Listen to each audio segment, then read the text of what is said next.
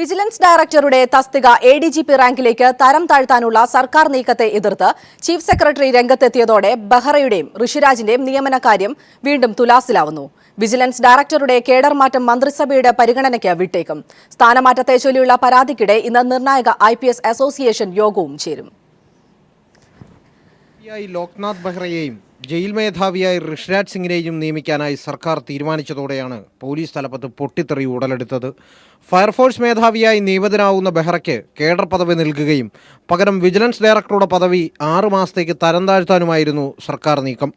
പദവി മാറ്റത്തിൽ ചീഫ് സെക്രട്ടറിയുടെ അഭിപ്രായം ആരായാൻ സർക്കാർ ശ്രമിച്ചെങ്കിലും വിജിലൻസ് ഡയറക്ടറുടെ പദവി തരം താഴ്ത്തുന്നതിനെതിരായ റിപ്പോർട്ടാണ് ജിജി തോംസൺ ആഭ്യന്തരമന്ത്രിക്ക് കൈമാറിയത്.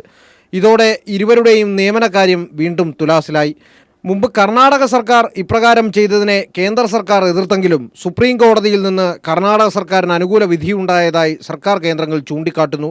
ഇതിൻ്റെ ചുവട് പിടിച്ച് കേഡർ പദവി ബെഹ്റയ്ക്ക് നൽകാമെന്നാണ് സർക്കാർ കണക്കുകൂട്ടുന്നത്. മുഖ്യമന്ത്രിയുമായി ചർച്ച നടത്തിയ ശേഷം കേഡർ പദവിയിൽ മാറ്റം വരുത്തുന്ന കാര്യം അന്തിമ തീരുമാനമെടുക്കാമെന്നാണ് ആഭ്യന്തരമന്ത്രി കരുതുന്നത്.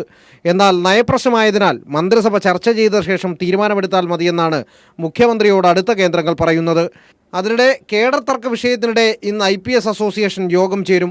മുതിർന്ന ഉദ്യോഗസ്ഥർ പുറത്തു നിൽക്കുമ്പോൾ ജൂനിയറായ ശങ്കർ റെഡ്ഡിയെ വിജിലൻസ് തലപ്പത്ത് നിയമിച്ച സംഭവം ഇന്ന് നടക്കുന്ന IPS അസോസിയേഷനിൽ ചൂടുപിടിച്ച ചർച്ചയാവും. സർക്കാരിനെതിരെ പ്രമേയം പാസാക്കണമെന്ന് ചില ഉദ്യോഗസ്ഥർ ആവശ്യമുന്നയിക്കാനും സാധ്യതയുണ്ട്. ഇന്ന് വൈകിട്ട് നടക്കുന്ന IPS അസോസിയേഷൻ യോഗത്തിൽ ജേക്കബ് തോമസ് ഒഴികെയുള്ള മുതിർന്ന ഉദ്യോഗസ്ഥർ പങ്കെടുക്കും.